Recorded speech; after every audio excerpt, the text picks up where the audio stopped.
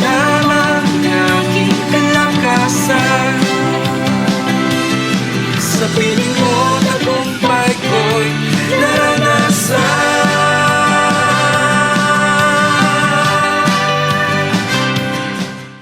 Hi everyone, magandang araw po muli sa ating lahat. So tunay po ang bawat araw ay special na araw para sa Diyos. So every day is a beautiful day with Jesus. Muli ang iyong lingkod, Pastor Charlie Dacotana, na mga kasama niyo sa pag-aaral ng salita ng Diyos ngayong hapon. At tayo po ay manalangin muna sumandali. Lord, thank you sa oras na ito, Panginoon. Sa amin pong muli paikinig din sa salita. Pagpalain niyo lahat ng mga nakatune in sa oras na ito sa pangalan ni Jesus. Holy Spirit, thank you. We acknowledge you. You are a great teacher sa oras na ito, Panginoon, Lord. All honor, glory, power belongs to you. In Jesus' name, Amen. Amen. So, sa oras na ito ay nais po nating pag-usapan muli yung tinuro ko nung nakaraan patungkol po sa pasasalamat sa Diyos. So pag-usapan natin ngayon mga bagay-bagay na dapat natin ipagpasalamat sa Panginoon. So muli nating basahin ang ating foundation verse sa book of Ephesians 5 verse 20. So sabi dito, giving thanks always for all things to God, the Father, in the name of our Lord Jesus Christ. Sa Tagalog, lagi kayong magpasalamat sa Diyos Ama sa lahat ng bagay bilang mananampalataya ng ating Panginoong Hesukristo. Purihin ang Diyos. So dito sa ating foundation verse na binalikan natin, may kita natin dito ang pagpapasalamat ay always. So may kita natin yung word na always. So hindi lamang paminsan-minsan ang ating pasalamat sa Diyos. Dapat palagi. Ano man ang mga sitwasyon natin, sabi nga dito sa ating foundation verse, sa lahat ng bagay. So tayo magpasalamat sa Diyos. May problema man tayo, wala mang problema. So dapat magpasalamat tayo sa Diyos. Sapagkat ang pagpapasalamat sa Diyos, ito ay isa sa utos ng ating Panginoon.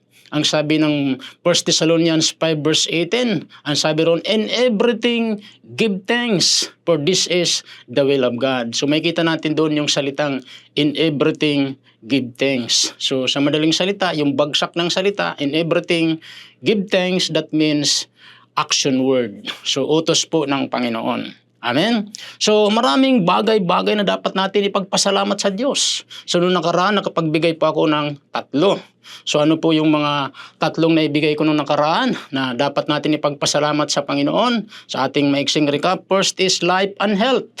So buhay at kalusugan. So dapat natin ipagpasalamat sa Diyos. Sabi ko nga, each day we have life and good health is a blessing from God. So pagpapala yan mula sa Panginoon.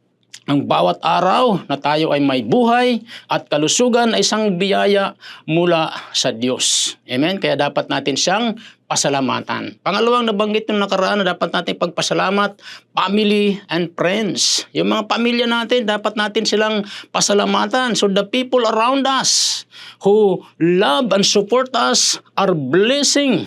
We should appreciate. Amen? So ang mga tao sa ating paligid na nagmamahal at sumusuporta sa atin ay mga biyaya na dapat ipagpasalamat natin. Ang third na nabanggit ko po nakaraan is about probation and blessing. Amen? So mga biyaya at mga pagpapala na dapat natin ipagpasalamat sa Panginoon. Sabi nga, the material needs and blessing that God provides, such as food, clothing, shelter, lahat yan ay mula sa Panginoon. Dapat natin ipagpasalamat sa Diyos. Okay, so pang-apat, punta na po tayo sa pang-apat na dapat natin ipagpasalamat sa Diyos. Fourth is salvation and eternal life. Amen. So salvation and eternal life, higit sa lahat, ang kaligtasan, buhay na walang hanggan, pagpasalamat natin sa Diyos. Amen. So the salvation we receive through Jesus Christ is the greatest gift. Amen? We thankful for. So dapat natin yan ipagpasalamat. Amen? Ang kaligtasan at buhay na walang hanggan na natamo natin sa pamagitan ni Hesukristo ay pinakamahalagang biyaya na dapat natin ipagpasalamat. Amen? So yung kaligtasan natin, ito ay biyaya ng Diyos. Ayon sa Ephesians 2 verse 8 and 9 sabi roon, sapagkat sa biyaya kayo ay naligtas sa pamagitan ng panampalataya, at ito ay hindi sa inyong sariling o hindi ito sa inyong sarili, ito ay kaloob ng Diyos. So yung kaligtasan ay kaloob ng Diyos sa atin, buhay na walang hanggan, at hindi natin yan matatamo sa pamagitan ng ating academic o mataas na pinag-aralan, o kaya mga material things, mga positions of life. So wala dyan. Ang kaligtasan po ay nagmumula lamang kay Jesus. Ang buhay na walang hanggan, nagmumula lamang kay Jesus. So sabi po ng book of John 3:16, so sabi ron, for God so loved the world, He gave His only begotten Son, whosoever believeth in Him should not perish but have eternal life. So ang eternal life natin ay nagmumula kay Jesus. Amen? So salvation ay napaka-importante. Pagpasalamat natin kay Lord. Higit sa lahat yung buhay na walang hanggan. Yun ang pinaka-the best. Okay? And number 5, God's love and grace. So ang pag-ibig ng Diyos, pagmamahal ng Diyos at ang kanyang biyaya, dapat natin ipagpasalamat. Okay? So the unconditional love and grace of God that continually gives us strength and hope. Hallelujah. So dapat natin ipagpasalamat ang walang hanggang kondisyong pag-ibig at biyaya ng Diyos na patuloy na nagbibigay sa atin ng lakas at pag-asa.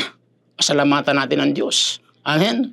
Romans 8:38-39 sabi ron, sapagkat ako'y naniniwala na wala nang makapaghiwalay sa atin sa pag-ibig ng Diyos na kay Kristo Jesus na ating Panginoon. Purihin ang Diyos. So ang pag-ibig ng Diyos walang makapaghiwalay sa atin. Anumang mga sitwasyon natin, anumang pinagdadaanan natin, mga problema, mga pagsubok, ay hindi makapaghiwalay sa pag-ibig ng Diyos na inialay niya para sa atin. Mahal ka ng Diyos, mahal ako ng Diyos, mahal tayo lahat ng Diyos.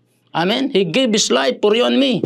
Binigay niya ang kanyang buhay para sa iyo, para sa akin, para sa ating lahat. Why? Because God loves us so much. Sino ka man, mahal ka ng Diyos. Sino man tayo, mahal tayo ng Diyos. Bindo tayo makasalanan. Amen? Mahal na mahal pa rin tayo ng Diyos. Alam niyo kung ano lang hindi mahal ng Diyos? Kasalanan. God loves all. Lahat ng tao sa mundo ito, mahal niya. God loves the sinners, but God hates sin. Siya'y namumuhi sa kasalanan. Amen? Pang-anim, dapat natin ipagpasalamat sa Diyos, trials and challenges. Amen?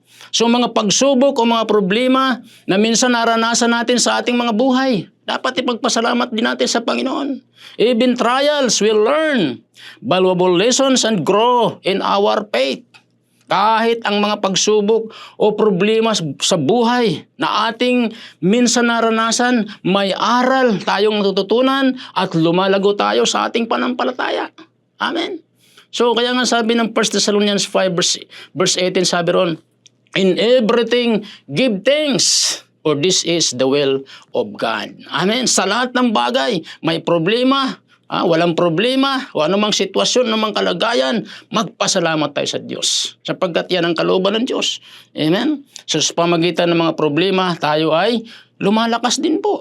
Santiago chapter 1 verse 1-3, sabi roon, mga kapatid, ituring ninyong kagalakan ang bawat pagsubok na dumarating sa inyo, sapagkat alam ninyo na ang pagsubok na sa inyong panampalataya ay nagbubunga ng pagtitiis. Amen? So yung mga trials, pagsubok natin naranasan, lahat yan nakasulat na sa Biblia. Ano sabi ni Jesus sa book of John 16:33? Ano sabi ron? In this world, you shall have tribulation. Pero sabi ni Jesus, be of good cheer, I have overcome the world. So sabi ni Jesus, sabi niya, sinabi ko ito sa inyo upang kayo magkaroon ng kapayapaan. Pakikipag-isa sa akin. Magdaranas kayo ng kapighatian sa mundong ito. Ngunit tibayan ninyo ang inyong loob na pagtagumpayan ko na ang sanlibutan. Amen. Pang-pito na dapat natin ipagpasalamat, mga kasagutan sa ating mga kahilingan o panalangin. Mayroon ka bang hiniling kay Lord? Dininig ng Diyos? Pagpasalamat mo sa Panginoon. Hindi mo pa natatanggap yung hiningi mo, magpasalamat ka na, binigay na sa'yo ng Diyos. Ako po, napakarami akong pagpapasalamat sa Diyos, kaso kulang yung oras. Okay? So, unang pinagpapasalamat ko, yung kagalingan binigay sa akin ng Diyos, sa aking puso. Nung nilagyan po ako ng aparato sa aking katawan, Napakaraming aparato nilagay sa akin. Tapos in-x-ray po ako. Okay? Tapos na-detect po ng doktor. May bara yung puso ko. Okay? So yun yung resulta ng x-ray. Kaya sabi sa akin ng doktor ko, Pastor, may bara yung puso mo. Sabi sa akin. Pero ako po yung nagpapasalamat sa Diyos sapagkat nung malaman ko po yun, binakbakan ko po sa prayer. Araw-gabi, walang tigil na pananalangin. Purihin ng Diyos. Napakabait po ng Panginoon. Sinagot ng Diyos yung aking panalangin. Nung ako'y bumalik ulit sa doktor ko, chinik up na ulit yung puso ko. Sabi sa akin, Pastor, nalusaw na ang bara sa puso mo. Wala na yung bara sa puso mo. Kaya ganun na lamang ang pasalamat ko sa Diyos. Napakatinding pasalamat to kay Lord sapagkat hindi po biro-biroan mga kapatid na ang isang tao na may problema sa puso pag inoperahan yan, papalo po yan ng 1 milyon hanggang 1.5 milyon. Okay? Kaya nagpapasalamat to kay Lord doon po sa kagalingan, kasagutan sa aking mga dinulog sa panalangin. Amen? So napakarami akong dapat ipagpasalamat pero kulang po ang oras po natin. Okay? Kaya nga sabi sa Jeremiah 33 verse 3, pag tayo tumatawag kayo, sabi mo, tumawag kayo sa akin, sabi ng Panginoon, sasagutin ko kayo. Ipakikita ko sa inyo ang mga bagay na hindi pa ninyo nakikita. Purihin ang Diyos. Kaya nagpapasalamat ako sa Panginoon sa pagsagot niya sa aking mga panalangin. Amen? Kaya sabi ng James 5 verse 16, a prayer of righteous man availeth much. Amen? So, purihin ng Diyos. So, dyan lang po muna tayo magtatapos. So, sa ating conclusion verse, sa ating pagtatapos, nabanggit ko na rin po yan kanina. Sabi ko nga sa 1 Thessalonians 5 verse 18, in everything give thanks, for this is the will of God. Sa lahat ng bagay tayo magpasalamat sa Diyos sapagkat yan ang kalooban ng Diyos. Amen? Kaya kapatid, sa oras na ito, ugaliin po natin maging mapagpasalamat sa Diyos sa lahat ng mga mabubuting ginagawa ng Diyos sa buhay natin. Amen? So, taas natin ating dalawang kamay, sundan natin mixing prayer na ito, sabihin natin, Panginoong Diyos na makapangyarihan sa lahat, lumalapit ako sa iyo. Nagpapakumbaba sa iyong harapan. Humihingi ako ng tawad sa lahat ng mga nagawa kong kasalanan. Patawarin niyo po ako, Panginoon. Hugasan niyo po ako ng banal na dugo. Salamat po sa Panginoong Jesus na ibinigay mo ang buhay mo para sa akin. Binubuksan ko yung aking puso, tinatanggap kita, Jesus, bilang aking Panginoon at tagapagligtas. Isulat niyo po ang aking pangalan sa aklat ng buhay. In Jesus' name, Amen. Amen. Ako lang po manalangin, Lord, thank you sa lahat po ng mga nakinig ng salita. Sa oras na ito, pagpalay mo silang lahat, O Diyos. Salamat po. Bless niyo rin po ang kailang mga pangailangan. Ganun din, O Diyos, Panginoon, kailang mga financial needs, nangailangan ng kagalingan, pagkaloob niyo po, O Diyos. Lord, we thank you. All honor, glory, power belongs to you. In Jesus' name, Amen. Amen. God bless po sa lahat.